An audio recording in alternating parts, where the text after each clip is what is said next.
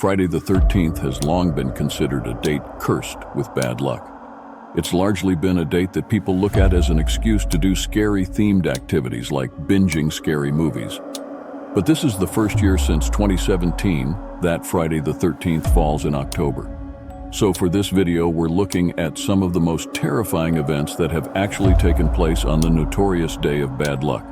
Tupac Shakur, better known as a stage name Simp as Tupac, was an American rapper, widely considered to be one of the most influential and successful rappers of all time. Tupac was arguably responsible for some of the most memorable rap verses in history.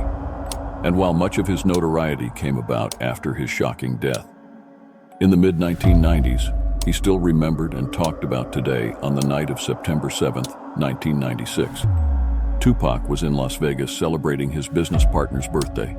And one night while there, he attended the Bruce Seldon vs. Mike Tyson boxing match with Suge Knight at the MGM Grand.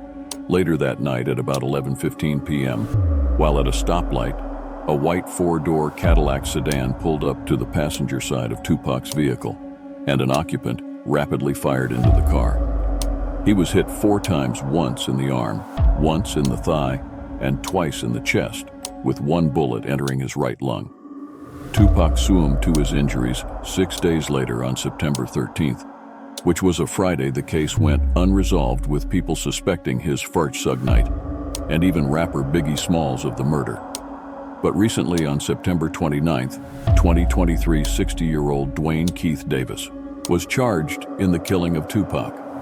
Dwayne is not accused of being the one to pull the trigger that night in Las Vegas. But he is, however, being accused of having been the one to call the hit on Tupac. The trial is still currently in progress. A lot of people refuse to fly on Friday the 13th. And while that may come down to pure superstition among some people, there have been a few tragedies in the air.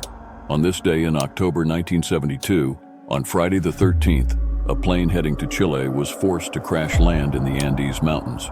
The flight was carrying 45 passengers and crew, including 19 members of the Old Christians Club rugby union team, along with their families, supporters, and friends. 3 crew members and 9 passengers died immediately. Several more died soon afterward, due to the frigid temperatures and the severity of their injuries. Survivors of the crash hid in the wreckage for warmth and were eventually forced to cannibalize and eat deceased passengers. To survive, a rescue team was sent out, but the mission was called off after 10 days. However, 72 days after the crash, as the weather improved with the arrival of late spring, 2 survivors climbed a 4,700-meter mountain peak without gear and hiked for 10 days into Chile to seek help. Traveling a total of 38 miles, the 2 men were able to alert authorities that there were still 16 survivors trapped in the mountains leading to their rescue. But believe it or not, on the exact same Friday the 13th as this plane crash, the same exact date, was another plane crash that killed all 164 passengers and 10 flight crew. It was Aeroflot 217. The plane needed to land due to horrible weather conditions, but crashed upon landing in Russia just 3 miles away from the runway. The exact cause of the crash could not be determined, but it's speculated that it was largely to do with simply human error. Casualty-wise, it is one of the worst plane crashes in history, while these incidents are incredibly rare. Perhaps there is a reason flights are cheaper on Friday the 13th. If you're not superstitious, perhaps it may be worth it.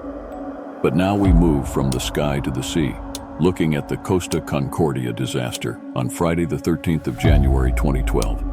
The 8-year-old Costa Cruises ship, Costa Concordia, just left Cetoia, Italy at approximately 7:18 p.m. On board were 22 crew members and 26 passengers as the Concordia approached Giglio Island.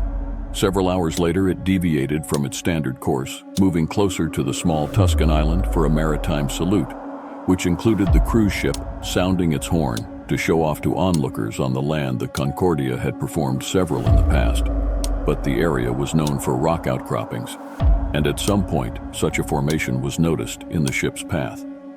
Francesco Scatino, the captain, ordered a change in course, but allegedly due to language issues, the Indonesian helmsman steered the boat in the opposite direction. It took a little over 10 seconds to correct the maneuver, and the boat's bow ultimately swung clear, but the stern collided with the reef at approximate 9:45 p.m. The damage had been done. The Concordia's port side had suffered 174 feet tear. This caused the ship to list and then partially sink, landing unevenly on an underwater ledge. Although a 6-hour rescue effort brought most of the passengers ashore, 33 people died, 27 passengers, 5 crew, and later a member of the salvage team. An investigation focused on the shortcomings and the procedures followed by the Concordia's crew and the actions of the sea captain Francesco, who left the ship prematurely, leaving behind about 300 passengers on board the sinking ship, most of whom were rescued by helicopters or motorboats in the area. Scatino was found guilty of manslaughter and sentenced to 16 years in prison. Despite receiving criticism, Costa Cruises and its parent company Carnival Corporation didn't face criminal charges. The total cost of the disaster, including victims' compensation, refloating, towing, and scrapping costs, is estimated at $2 billion, more than 3 times the ship's original $612 million construction cost. The cruise line offered compensation to passengers to pay for all damages, including the value of the cruise. Only 1/3 of the survivors took the offer. This remains the biggest modern cruise ship catastrophe. David Anthony McGreevy was born in Southport, England in 1951 to Bella and Thomas McGreevy. David was the second oldest of 6 children, since David's father was a sergeant in the British Army. A lot of his childhood was spent moving from one army base to another. This could mean that one year he was being educated in an army school in England. The next in Germany, according to David's mother, living in Germany, was his happiest time. David's mother, Bella, later said she could only remember one childhood incident of concern, as David was otherwise allegedly well-behaved in 1967. 18-year-old David left school and enlisted in the Royal Navy. However, he was dismissed from the Navy in August 1971 after being court-martialed for starting a fire that destroyed a mess wardroom. David then moved back in with his parents. But around this time, his life was crumbling as his fiancée broke up with him, and he was fired from several jobs. For this reason, his parents became fed up with him and kicked him out. So David turned to his friend, Clive Kenneth Ralph, who let him board with he and his wife, Dorothy L., and their 2 small children, Paul and Dawn Clive. And Dorothy had been school friends. There was a 5-year age gap between them. They had married in September 1968 when Dorothy was 16, and pregnant with Paul at the time David moved in. Dorothy was pregnant with their 3rd child. Samantha was born on the 14th of July in 1972, with both Clive and Dorothy busy working. David acted as a babysitter for the Ralph children. He was regarded by family and neighbors, as well as the Ralphs, as a person who loved children.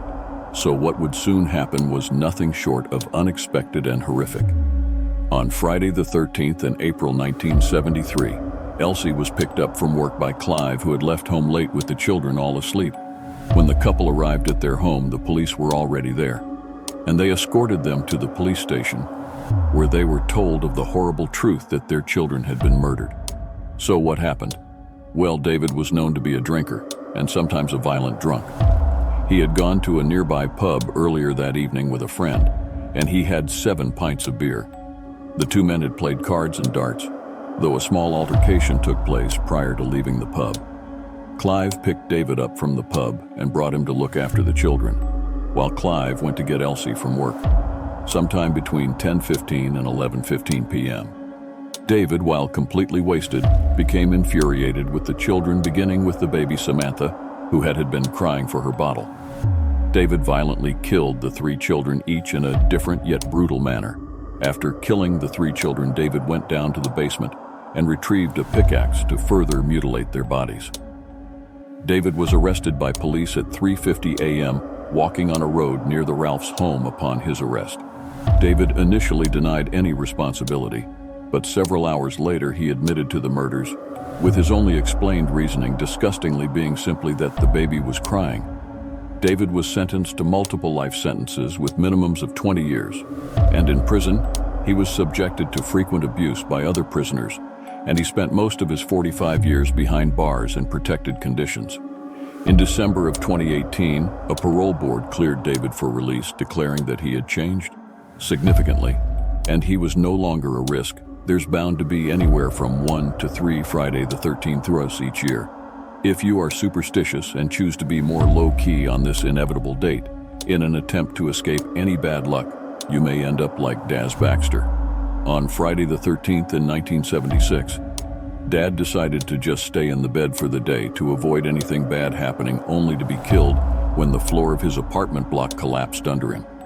There's countless other stories and examples of misfortune and downright tragedy that's happened on Friday the 13th. But this could be said for literally every other date on the calendar at the end of the day.